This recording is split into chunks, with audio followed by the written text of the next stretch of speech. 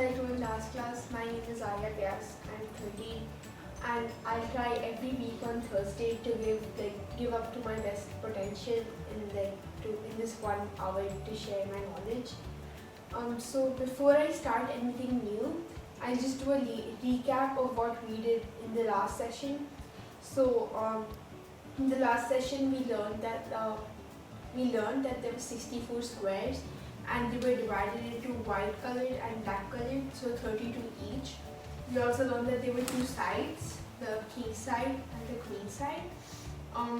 We learned that before we start the game of chess, the right hand side corner should always be white in color so that all the pieces can be aligned properly to each other, because the white king is placed on the dark square, and the white queen is placed on the white colored square, so the king is on the opposite color of its actual of whichever side it is on.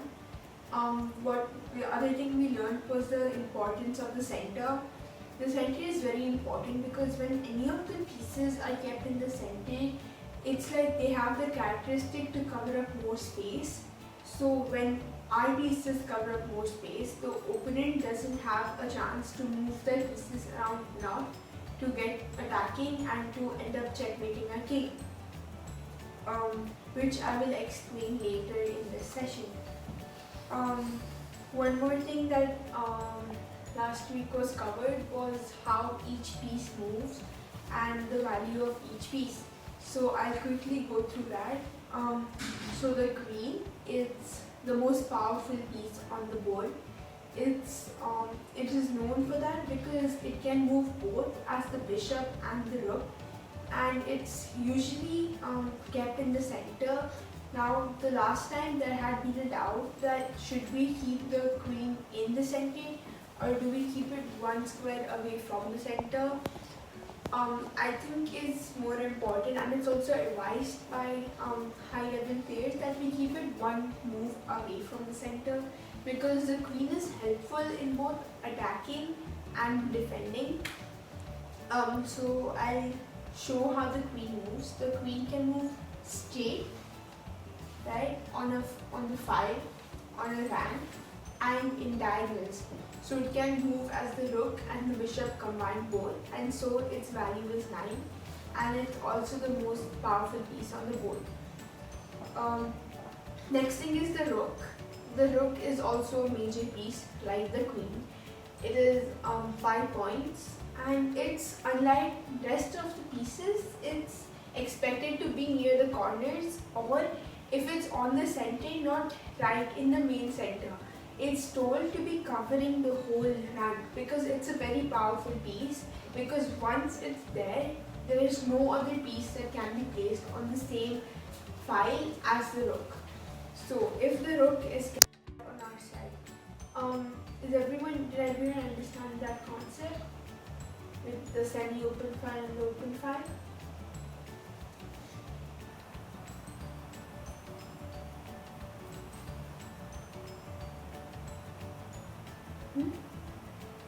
Again ask. Did everyone understand the concept of the semi-open file and the open file? Okay, Pacho, Continue. Continue? Okay. So what happens is that the rooks are told to be kept on an open file. Now why is this? Because if this rook is able to invade the opponent's territory and placed on the 7th rank, which is 8-7, so the 7th rank.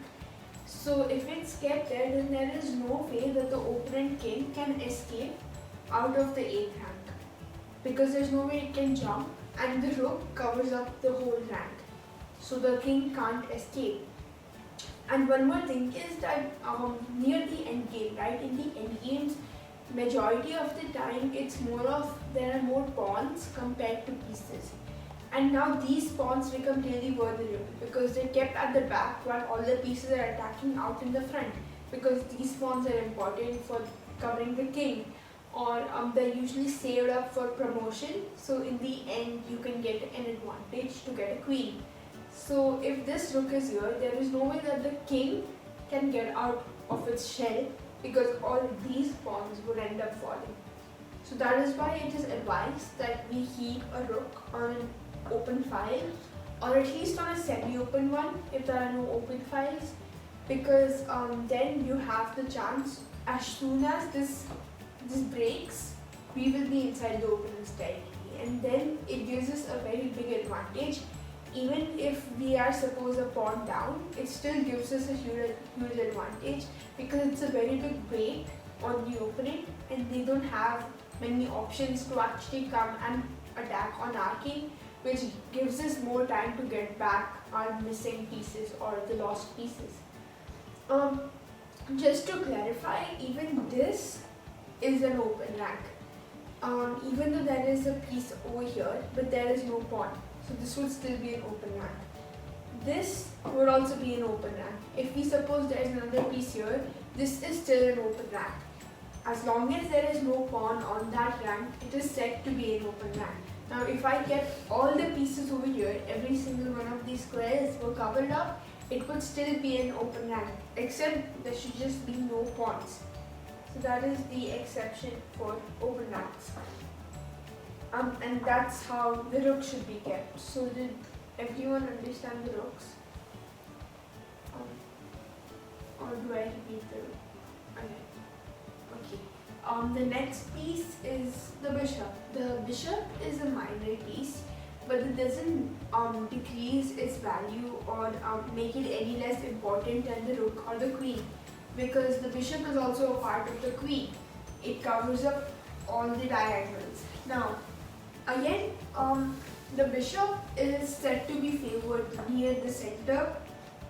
So if it's here, it's one of the best squares possible for a bishop, because right now, none of the king, first of all, cannot escape, right? Because when h3 or h6 is played, is usually done to prevent any threats on the king, and always gives it this escape square so that we can attack freely. But if the bishop is covering up that square, we would have to think up another way to make our king escape, which would usually take up more time, and we would also might end up losing another piece, or we might end up giving up our territory to black pieces. So it's important. So this bishop would be really important piece, because it's covering up very major squares. One more thing is that it also reduces the mobility of the rooks. Usually the rooks are favored to be able to move around a bit more than other pieces, because at one point they are also vulnerable compared to other pieces, because they only have ranks and files to move on, and usually on just one rank there is not always too much space to put the rook into protection. So it's important that the rooks have more mobility compared to the other pieces. So if we place a bishop right in the center of the board, it reduces a lot of mobility, not only for like the rooks and the king, but for all the pieces on the board. And the bishop values 3 points, and it's a minor piece, but again it's a very important piece. Then there's the knight. I'll repeat the knight again because I feel like it's the most complicatedly moving piece on the board. It doesn't have any followed track, so it doesn't move on the diagonal, on the file, on the rank. No, it keeps shifting. Also, one more thing to be noted about the knight is that every time it lands on another square, the color of the square is different from the first one. So for example, right now the knight is on the f3 square, and that is white in color. So when the knight is placed here, there are 1, 2, 3, 4, 5, 6 squares that the knight can move to. But if you notice, all those squares are dark in color. So if this is suppose a white square, then this is a dark square. Again, this would be a white square. Now the knight moves in a 1, 2 jump kind of way. So it's the only piece that can jump over another piece. So it goes 1, 2 in one line, and then left or right. Here too. 1, 2, left or right. 1, 2, left. Over here it can't move to the right because that square is taken. But I hope you understood the movement of the knight, because the knight can again play a very important role in especially middle games and end games when the positions are more closely packed. The knight is the only piece that can jump over other pieces and give you the advantage. So I hope everyone understood the knight. Does anyone want me to repeat it?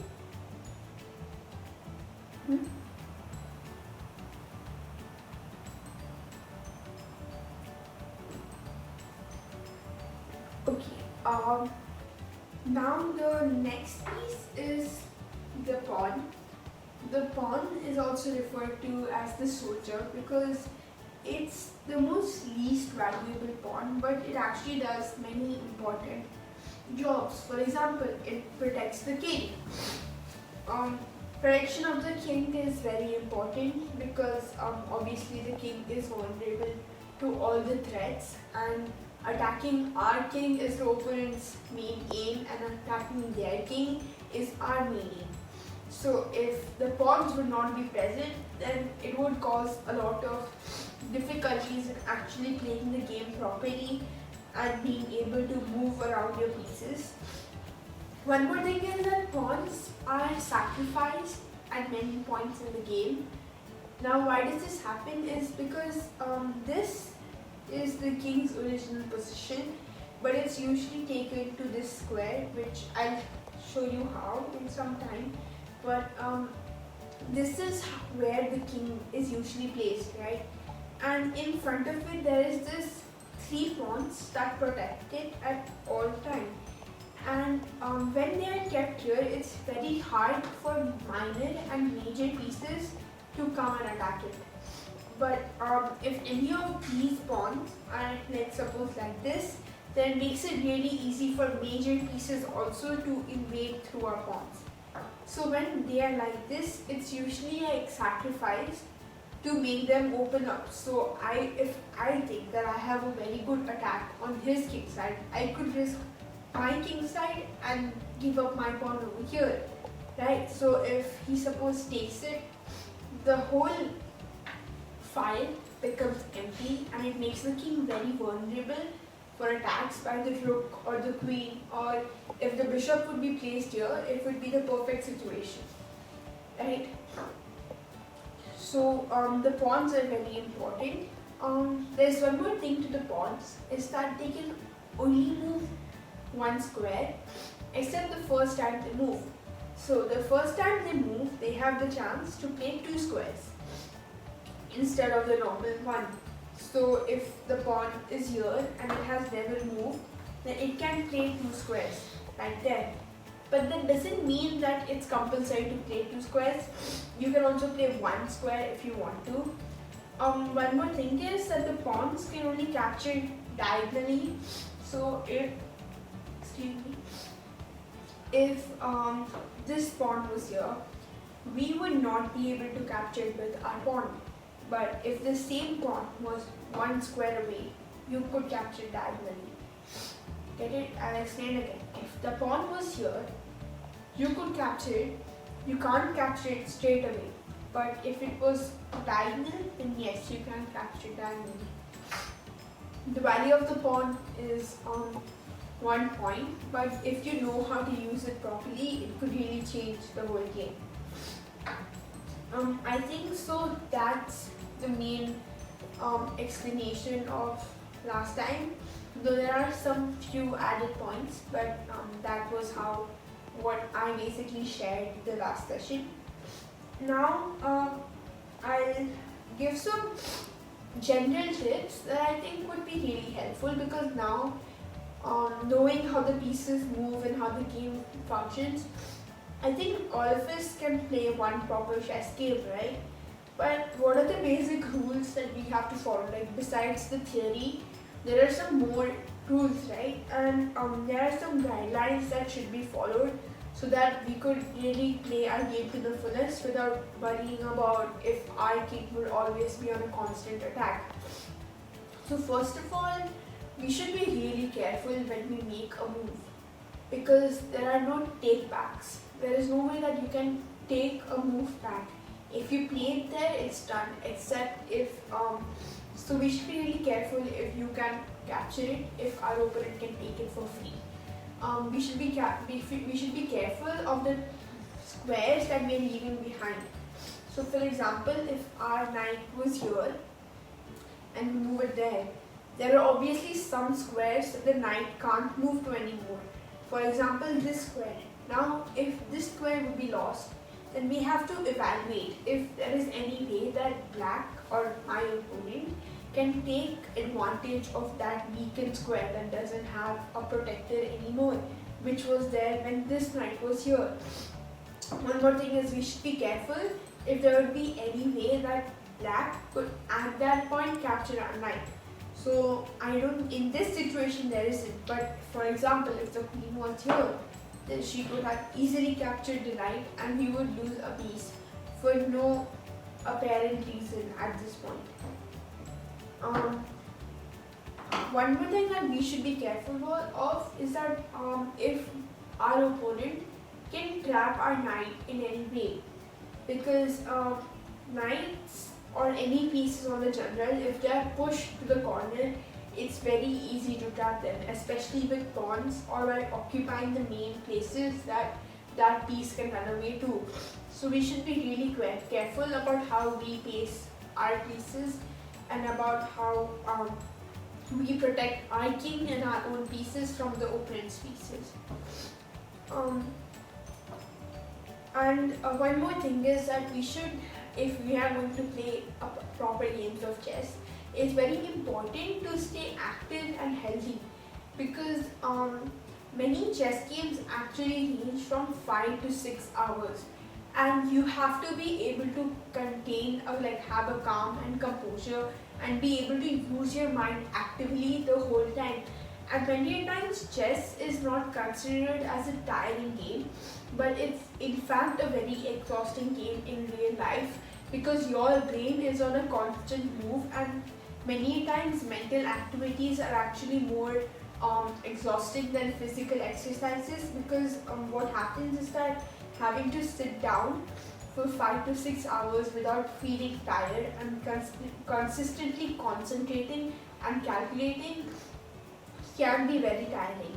So it's important to have a proper stamina and be active and be physically and mentally positive and active. One more thing is that we should eat healthy, because obesity would really obstruct the way you think. Because when you are obese, you would end up having these problems, and your nerves would get easily jammed, and your bones wouldn't be able to move around much, and your joints would be cramped, and you would be having all these problems. And I don't think that is a very comfortable atmosphere to play a chess game, because when I usually play chess, I need to have an atmosphere where there are less distractions and more of a calm, peaceful and quiet atmosphere, so I can really concentrate on the game only and I don't keep getting distracted or my attention doesn't divert. One more thing is that we should consistently stay healthy, hydrated, because as you know, water is really refreshing, and when you drink water, it's actually like a replay button, it rewinds your body system, so you get active again and you can continue playing the game of chess. One more thing is that your brain, you shouldn't think about any other thoughts at the same time, because they might not be distracting, but they end up draining your energy, because you're losing your time on thinking about something else. Now, talking about time, there are actually 3 main different types of games based on the amount of time given to each player. They are Blitz, Rapid and Standard. Now, Blitz, the official timing of Blitz is 5 minutes for each player. So for the whole game, I only get 5 minutes to make all my moves, and that's the same for my opponent. for rapid, it would be 15 minutes and 10-second increment per move. So every time I play a move, I would get a bonus of 10 seconds. And standard is 90 minutes and 30-second increment per move. Now that's a very big amount of time. So it secures that if both the players use their time wisely and play a proper match, it's a minimum of 3 hours of just sitting down and concentrating on that 164 squares that you have. But I have had experiences where my chess matches have gone up to 5 hours, and I would have to like just sit there and think about it, because even if you feel that how is it possible that you can give 5 hours to just 64 squares, because it is possible, though in tournament halls, right, because it's a very big tournament. There are many kids, actually usually kids and adults, and it depends on what type of tournament you're playing, but there are many different types of age groups there, and there are many boards and many matches going on at once. But even if you do stand up and roam around, you would be your thoughts would be constantly on your game, because you are constantly thinking about, okay, what could be the next move of my opponent, then what would I play, then what can I do at this point. Because it's at some points it's like just one match could change the whole tournament. So if you win this one match, it would give you the opportunities of the gold, and if you end up losing that very match, you could even come last in the tournament.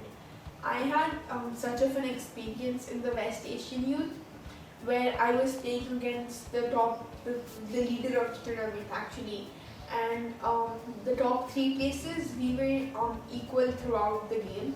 So it had been 6 rounds had been over, and all of us had 6 points, and like then it was the rest of the tournament with like maybe 5.5, 4.5 or something, and I was against the most highest rated person in the whole tournament. Rating is something that we earn in chess. It's like this number that's given according to how many games you win against more experienced players than you.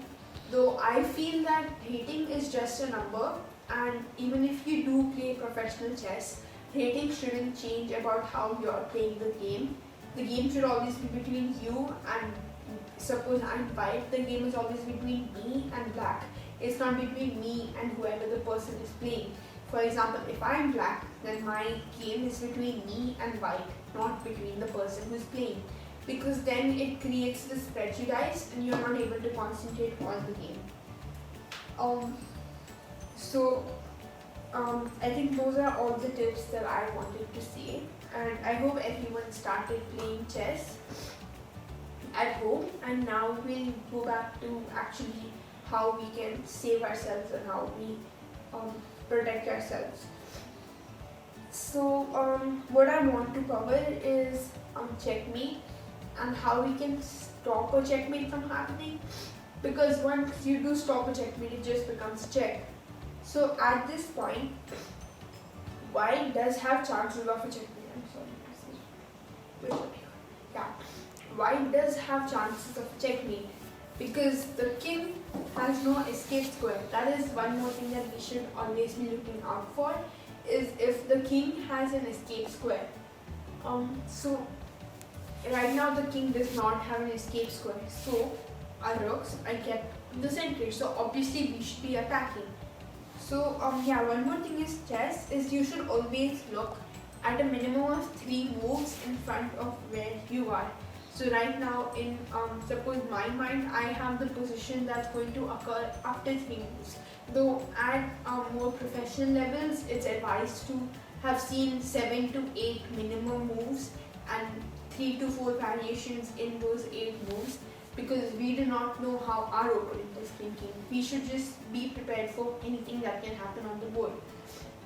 So over here, white plays rook to d8. Now it's a check, and there are multiple ways to stop the check. So there are 3 main ways. You can move the king away, you can obstruct the check, or you can capture the piece that's giving the check. over here, obviously the king has no place to move away, but there is a way that they can capture and stop. Now, if they stop, now this rook would be captured, and at this point the king has almost no good squares to move to, and this is almost an inevitable loss, except if white would play an even more disastrous game and ends up losing all of their pieces. But that's in fact, very rare cases, and that won't take place. So here, the best move would be this, capturing the rook. But now you can capture it again, and at this point again, the king has nowhere to move. Now there's this new concept that needs to be introduced so that you can more effectively. Is there any doubt? Before I start this new. Okay, so you can obviously stop the check. Now is what is called a pin. A pin is when a lower value piece is protecting a higher value piece. And if you move the lower value piece, you end up losing the higher value. But if this was suppose a queen, right, this would still be a pin, but this would not end the game. Though you might lose a very important piece, but this would not end the game. But over here, there is no way that black can move this bishop, because if he moves it, it would be an illegal move. And okay, illegal moves are when you play a move that's not possible and that does not follow the basic guidelines of the game of chess. So now mostly there is no way black cannot move the piece away, like the king away, because it would be a checkmate. So now black might play a pawn. Maybe if he can get out, so the bishop is going to be lost. If he could escape, maybe. And now is how we take advantage of a pin. So we attack the pinned piece with another piece, and this piece is actually free because it's unprotected, but black cannot capture it because it's pinned. So at this point is what we say that the black has lost this piece and consequently the game, though it's not a direct checkmate yet, but this would be a game over. But if we remove the bishops, then this would be a checkmate. Why is this? Because they don't have this extra option of covering the king. So there's no way you can actually protect the king from a check. So this, it's a checkmate. Now I'll show what I did again. So you play the rook to d8, check. King can't move anywhere. You can't bring a piece to stop the check. So there's only one more option left, that is capturing the piece that's giving the check. So now the rook, it captures, and now when you capture back, if you would have moved away, you would have lost the rook for no apparent reason. And now it makes it a very equal position, which usually leads to a draw. But now here, if you capture, because it's an unprotected piece, so you play, and now it's a checkmate. Why? Because king can't move here, the king can't move here. There is no way that you can capture that rook, and there's no way that you can stop the check. And so this is a checkmate. Now, if we're talking about protecting our kings, so in the beginning,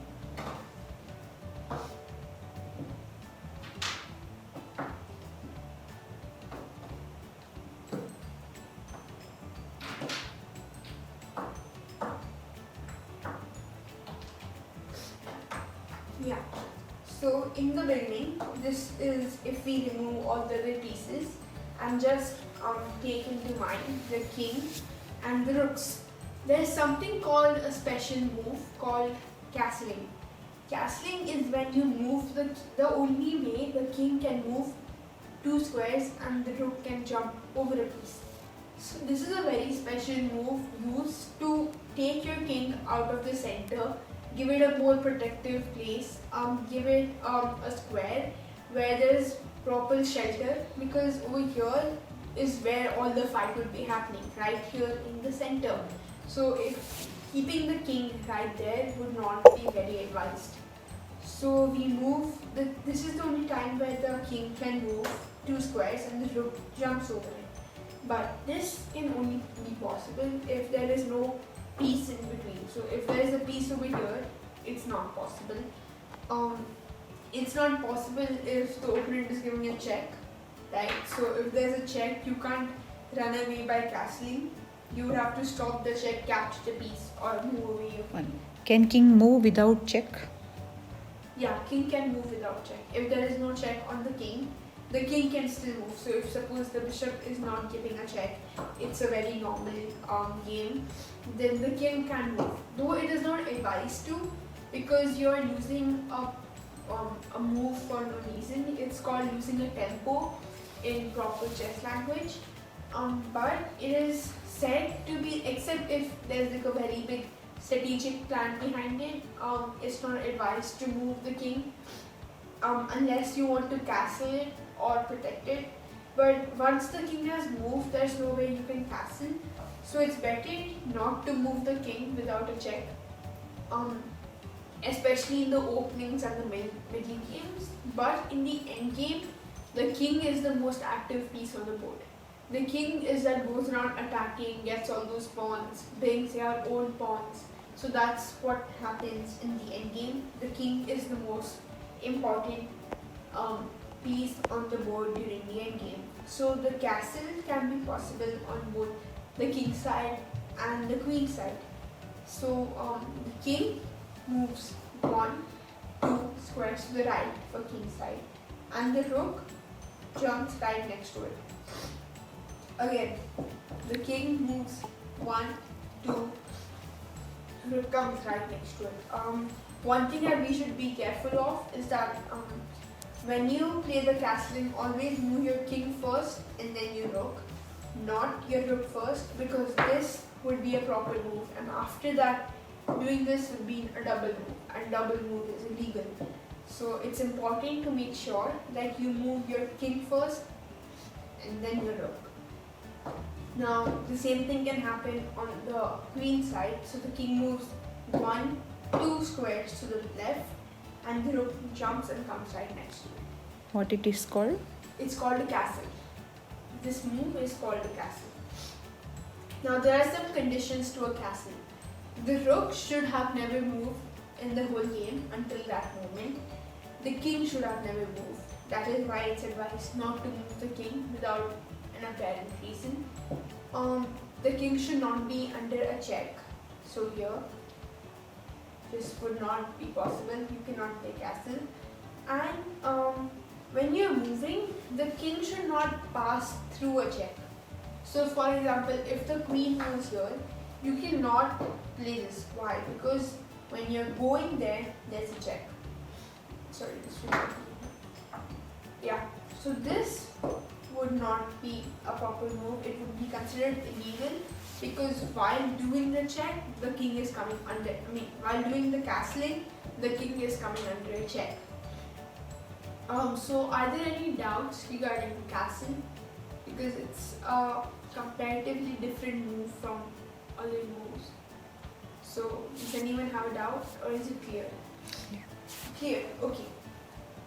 Now, why do we castle? Again, castle is to protect our king from the dangers that happen in the center, because you're usually going to exploit the center. That's how you gradually end up winning the game. Whoever has more control over the center has a big advantage, and that's also considered as a way to be looking at the game and how you're going to win it. Because once you have control over the center, you have many more possibilities and ways that you can move your pieces. It gives you more space, and with more space you can develop your pieces faster, bring them in the center, go straight to his king side or his queen side, depending on where it's more weak. One more thing is that there's something called a pawn chain. pawn chain indicates on which side you should be attacking. So for example, this is the position, and if this is how black's position is, black can easily tell on which side it should be attacking, because this is what a pawn chain is called. So when around 3 to 4 pawns are in one diagonal protecting each other, and this is what's called a pawn chain. It's like an arrow pointing towards where you have to attack. Yeah. 1 second. There is one question. I'm not sure. This is just the name, but why do we call it castle? And when this special move is as advised? Okay, I don't know the exact reason why it's called a castle, though I have heard some theories about it. So, where once the king is in a castle, he is said to be safe. Even if we think about it in literal life, the king is not living how we live in an apartment. It's where there are soldiers protecting it, and there's always an army ready for any attack. So once the king is here, there's a line of soldiers in front of it, right? And there's always your pieces are moving around. So it's always ready for an attack by the opponent or ready to attack on another kingdom, which would be the opponent's king. So that's why I think it's called a castle. That's how I learned the name. And it's advised to castle usually in the first 15 moves of the game, because once 15 moves are played, it's 15 moves each from both the sides. So once 15 moves are played, usually all the pieces are brought out to the center. In some of the openings that are more aggressive, that also happens in 8 moves. So it also depends on how the position is going, but it's advisable to play the castling in the first 15 moves of the game. Okay. Jahan has asked, so total 3 rules for castle? It's not rules, it's just the things that you should be aware of before castling, and it's 3. That if the king would have moved before, not possible.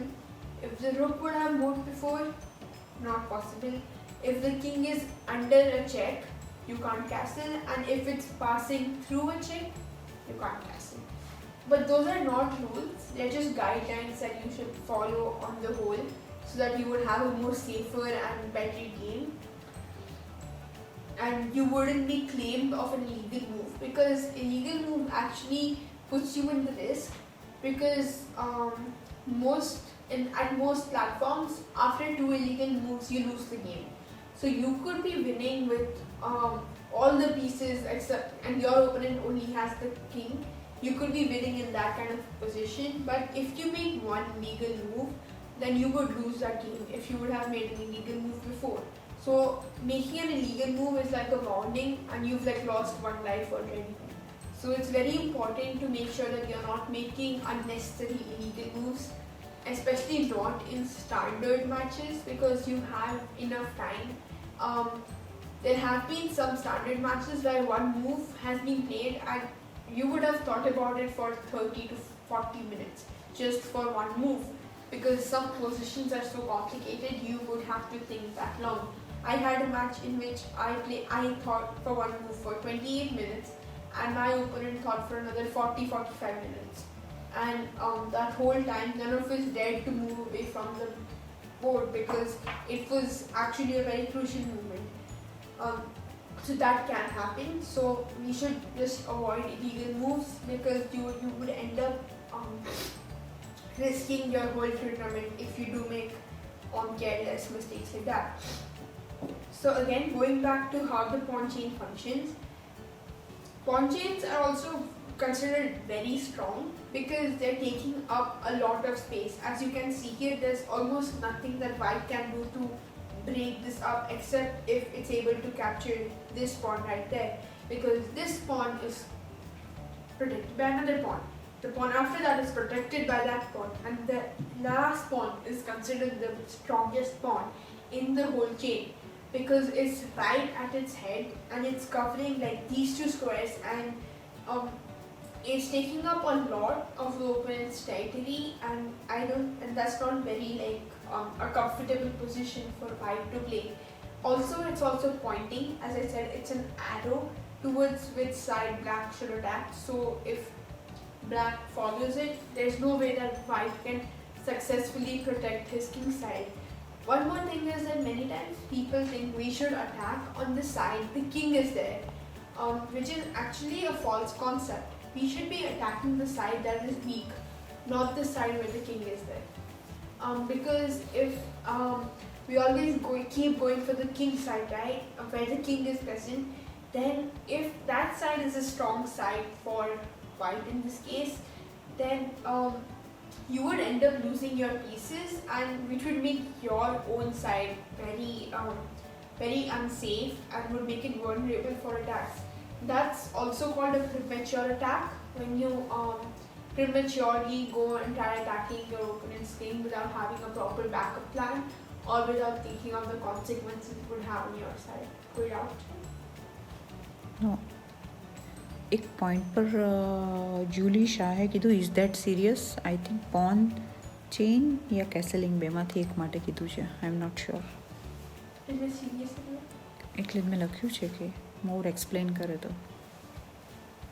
If you're saying if it's important to castle, yes, it's a very serious thing that you should be castling, because it would help you a lot in your game, because it's also bringing your rook in the center, right, which is one of the guidelines that you should be placing your rooks on.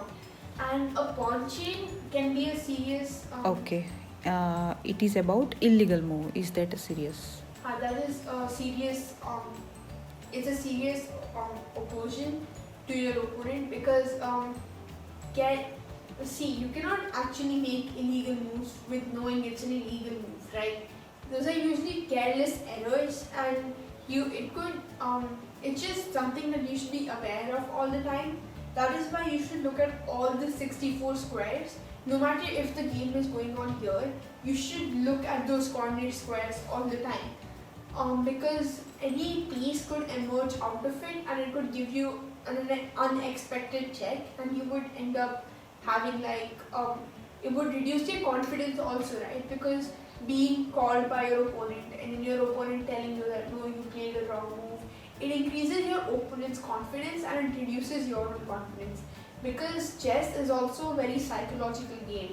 You have to appear confident to your opponent, because many a times, especially this happens in nationals, what happens is that sometimes you would be in a losing position, but then you could just pretend that you played a very amazing move. So because once on so if sometimes what happens is that this usually happens in the kids area, but this still does take place, that they play a wrong move or something that could be attacking, just weakening their own side, but they act as if they played the world's best move. So what happens is that the opponent gets really scared about it, oh, there's something like the opponent has played something amazing. So then they end up losing their time a lot, and then you just psychologically win the match. So the opponent does not have a scope or any determination to try winning the match anymore.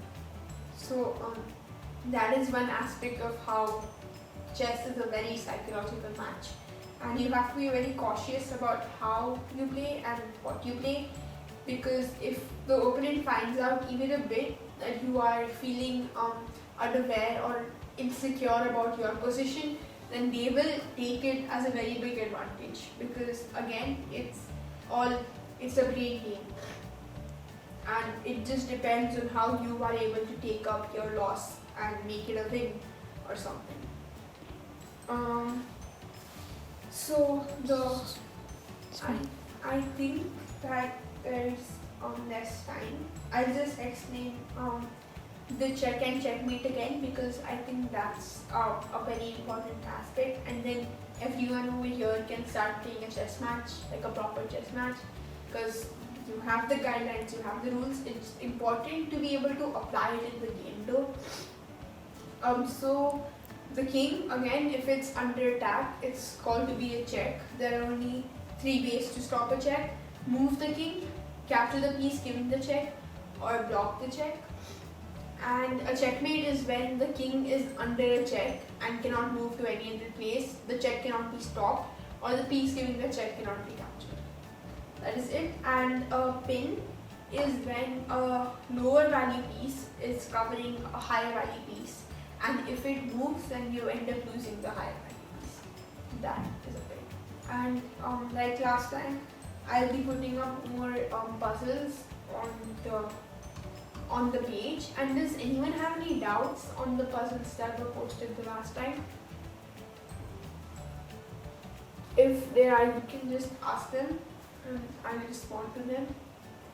So yeah, thank you. Does anyone have any doubts or any questions regarding what I shared today?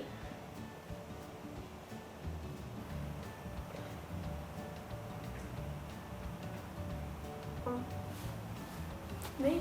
Okay. Thank you, and I hope you learned something new today. And chess is a really important game because it helps you concentrate and practical life issues. And I feel that it's a game that everyone should be playing, especially during quarantine, because it's fun and productive at the same time. So yeah, thank you, and I hope you enjoyed this session. Stay home, stay safe.